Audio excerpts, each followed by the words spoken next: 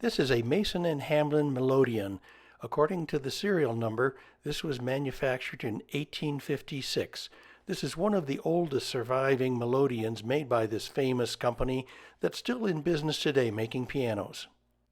The exterior was in very good condition. The interior appeared to be in good condition as well, but it had been worked on. The interior action was disassembled one layer at a time. The reeds were pulled, and then the action removed from the case. The inside of the air reservoir seemed fairly clean. There were a number of cracks in the soundboard. There were written notes inside, so we know that this instrument had been worked on before.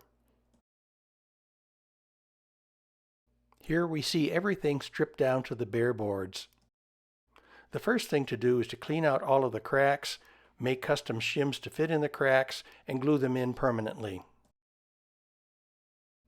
Strips of rubberized billows cloth were glued over the cracks as an insurance against future expansion and contraction.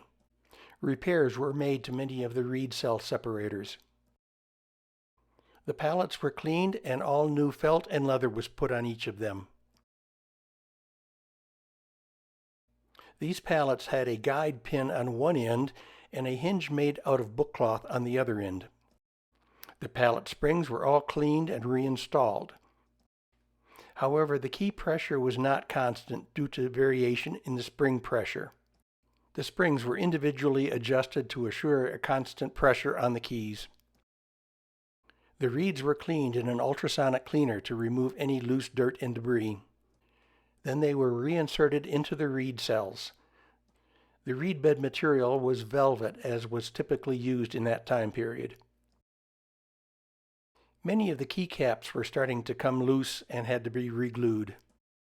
The ivory keycaps were cleaned and then bleached in the sun. The leather strips act as a seal between the foundation and the soundboard. The hinges were replaced on the swell shutters. Then the cleaned keys were put on the key frame.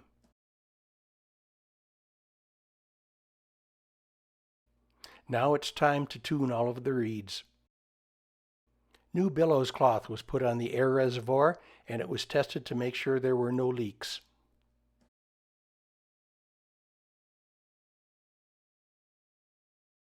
Here the air reservoir is placed back in the case. The original exhauster was probably made from leather. However, that had been replaced in an earlier restoration, and so I had no pattern to go by.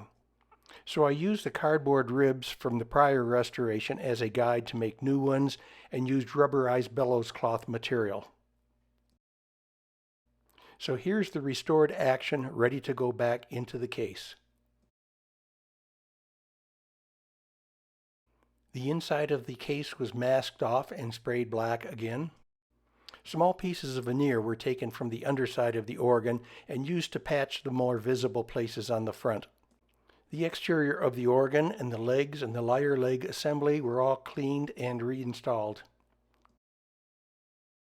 Repairs were made to the connector rods that connect between the upper action and the pedals, and finally the organ was reassembled and could be played in the shop. Some damage to the top of the case was repaired.